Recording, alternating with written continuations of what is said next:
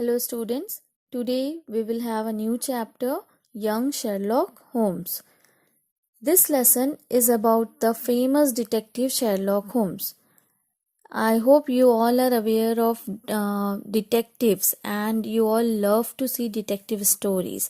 So Sherlock Holmes name also you have heard once or one or the other time. Okay. So in this lesson we will learn about how Sherlock Holmes was in his youth time.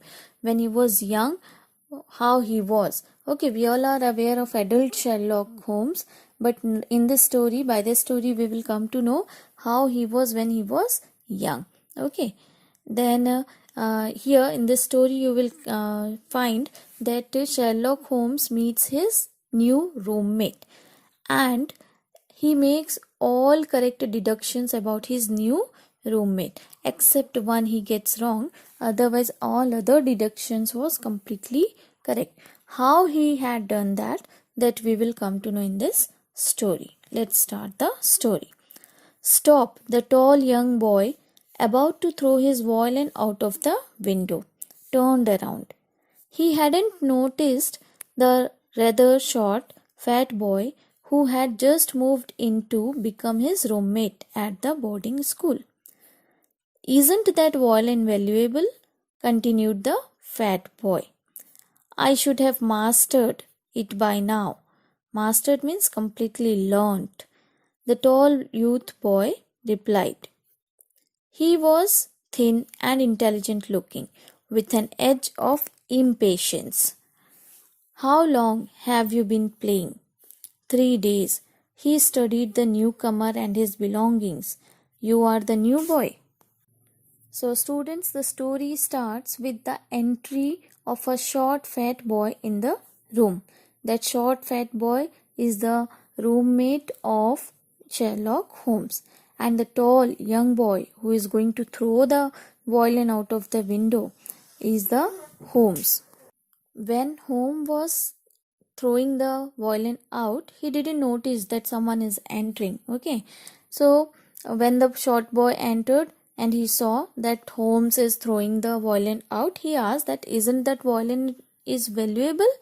Then he replied, no, I should have, means in anger he replied, actually I should have mastered it till now. Then the short boy asked, how long have you been trying to learn this? So he replied, the Holmes replied, the thin boy replied, tall thin boy, he replied that from the last 3 days. It shows that he takes only 3 days and he was so angry. It means he was so, it shows that Holmes was impatient, how impatient he was. Okay. So, and at the same time, now Sherlock, he studied the newcomer and his belongings, what all luggages he was having. Now, he was observing all that. Okay, who was observing? Holmes was observing. It was his characteristic that he used to observe everything very keenly. Then he observed and he said, "You are the new boy, means you are going to be my new roommate." Okay, next. Yes, I was transferred from another school. My name is. And before the short boy, before he told was telling his name, the Holmes stopped him. Wait. Okay. Your name is James Watson. You are from the north of England. Your father is a doctor. You spend much leisure time writing and you have a fondness for custard tarts. Custard tarts is a sweet dish. Okay, sweet cakes. Then, correct, he said, giving all this information. Who has given all these informations? Sherlock Holmes. Okay, he deduct all these informations regarding the short fat boy. And then he asked to him, correct? Then the short fat boy, he said, my name is not James, it's John. How did I do on the others? Then the short fat boy, he made correct to Holmes that my name is not James, it's John. Okay, then Holmes again asked him, okay, one was wrong, what about other answers? other deductions, other findings what I told. Then the short fat boy, means John, replied, correct on every count, rest all was very correct. So he was surprised that how we are meeting first time, how he is telling all this information, giving all these informations regarding me. Okay, is it any kind of a magic? Then let's see. Not magic, Watson. Simple reasoning. Your mattress name tag reads J. Watson. I selected the most common name beginning with J. Your particular style of shoes is not made in the city. I have only seen it in the north of England. So students, from here onwards you will see how a detective observe and means his how detective's keen observation and his logical thinking gives all these answers. The Watson was very curious how that Holmes has given so many information regarding him, although they were meeting for the first time. So the very first thing, that your name is James, which he got correct, that my name is not James, it's John. So how he was saying, so Holmes told that your mattress name tag said J. Watson, and Sherlock selected the most common name beginning with J, that was James. So he made it correct that it's not means my name is not James, it's John. And another information about that shoe, means he belongs to north of England. Okay, you are from north of England. So for that he told that your particular style of shoes which he wore, Watson has wore, that was not made in this city.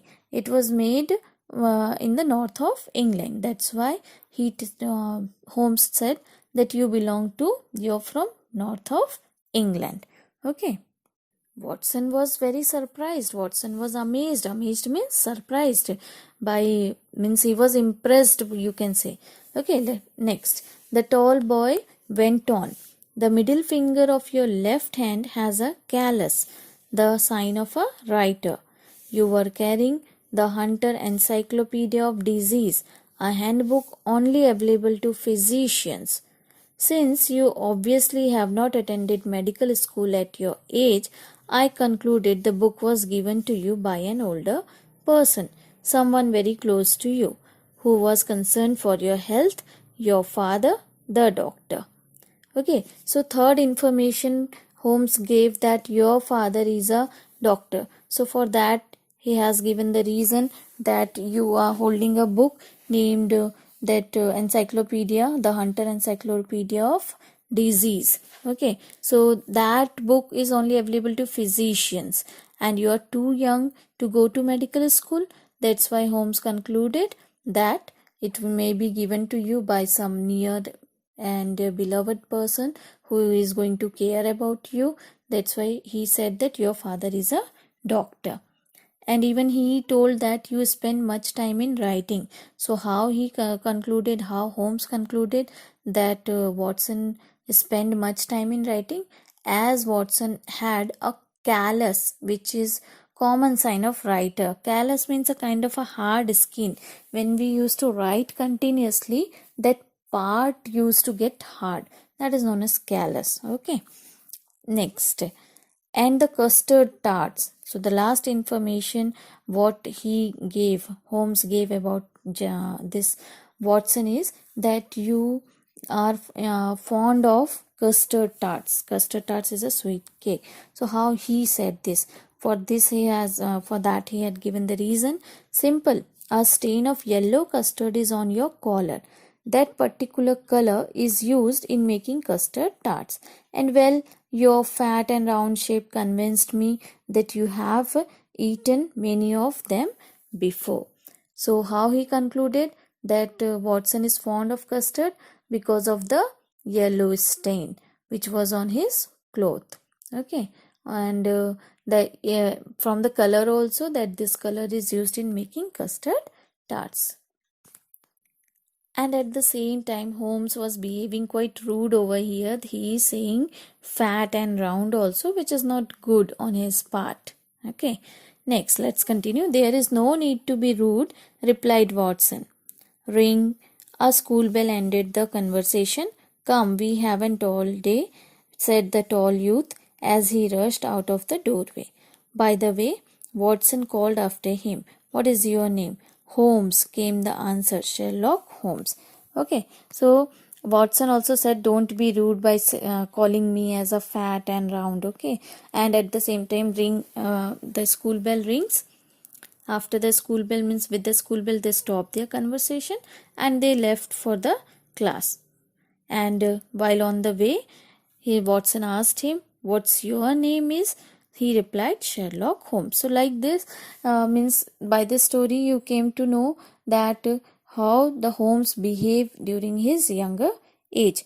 That time also he was observing everything with very sharpness, means his mind was very sharp, and that time also with he observed everything very sharply and concluded on the basis of logical thinking. Okay, he thinks, and with logic he used to present his answers. That's why at present, means in his adult, he became a very famous detective. I hope you all understood.